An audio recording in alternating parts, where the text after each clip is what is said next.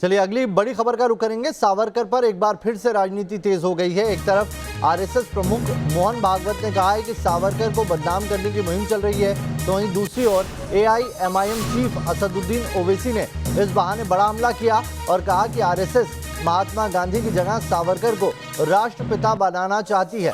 मोहन भागवत ने कहा कि कुछ लोग बाकायदा बदनाम करने की मुहिम चला रहे हैं। इतना ही नहीं, उन्होंने ये भी कहा कि सावरकर के बाद स्वामी विवेकानंद, स्वामी दयानंद सरस्वती और योगी अरविंद को भी बदनाम करने की कोशिश की जाएगी। तो सावरकर एक बार फिर से सुर्खियों में है। सावरकर को बदनाम करने की मुहिम चलाई जा रही है, ये बयान दिया है संघ प्रमुख मोहन भागवत ने। उन्होंने ये कहा कि कुछ लोग एजेंडे के साथ काम कर रहे हैं सावरकर को बदनाम करने के लिए, और इसके बाद विवेकानंद और कुछ और लोगों को भी ऐसे ही बदनाम किया जाएगा।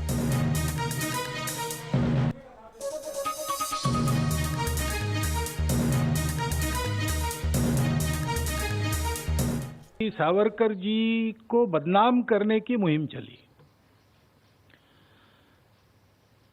और सावरकर जी सामने थे। हिंदुत्व का विचार आज बोलने वाले लोग, उस समय बोलने वाले लोग, वो सामने थे, संघ सामने था। इनके बदनामी की मुहिम चली है, स्वतंत्रता के बाद बहुत तेजी से चली है। लेकिन असली लक्ष्य क्या है? असली लक्ष्य इनके पीछे, यानी हमारे पी परमेश्वरन जी थे, उनका एक लेख आगे आज ही मैंने पढ़ा, हमारे प्रफुल्ल जी ने मुझे दिया, तो उन्होंने इसी विषय पर लिखा है कि आज संघ और सावरकर पर बड़ी टीका टिप्पणी हो रही, लेकिन असली लक्ष्य दूसरा है। इसके बाद होंगे, नंबर लगेगा स्वामी विवेकानंद, स्वामी दयानंद सरस्वती, योगी अरविंद, इनका लगेगा। देखिए, जो आरएसएस के सरसंघचालक हैं जनाब मोहन भागवत, वो हमेशा आधा सच और पूरी झूठ बोलते। वो क्या मोहन भागवत साहब इस बात को भी डिनाई कर देंगे कि सरदार वल्लभ भाई पटेल ने ये कहा था कि महात्मा गांधी की हत्या हिंदू महासभा का फाइनेंशियल विंग ने किया, जो दामोदर सावरकर के मातहत काम करता था? ये सरदार पटेल ने कहा और लिखा भी, नंबर 1।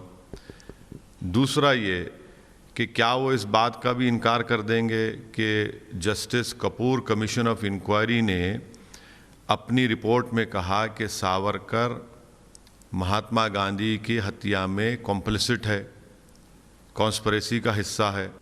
ये लोग आज हिस्ट्री को तोड़ मोड़ के पेश कर रहे हैं, और एक वक्त ऐसा आएगा कि अगर ऐसा ही सिलसिला चलता रहा तो महात्मा गांधी को फादर ऑफ द नेशन हटाकर सावरकर को फादर ऑफ द नेशन बना देंगे लोग। जो इधर रक्षा मंत्री राजनाथ सिंह ने भी कहा है कि सावरकर को जानबूझकर हमला किया जा रहा है। उन्होंने जोर देकर कहा कि सावरकर की कहानी सबको बताने की जरूरत है। एक कहावत है कि जब तक शेर अपनी कहानी खुद नहीं कहता, तब तक शिकारी महान बना रहेगा। और वीर सावरकर जी के जीवन की कहानी बड़े लंबे समय तक उन लोगों द्वारा बताई गई जो एक खास विचारधारा से प्रभावित थे अथवा एक खास विचारधारा के लोग थे। इसलिए हमारे देश में एक बड़ा तबका वीर सावरकर की जीवन यात्रा को, उनकी विचारधारा को न तो सही तरीके से समझ पाया है और न उनकी देशभक्त, उनके महान व्यक्तित्व को समझने की उसने कोशिश की है। और मैं कहना चाहता हूं कि उनके महान व्यक्तित्व और उनकी देशभक्ति से वो अपरिचित रहा है।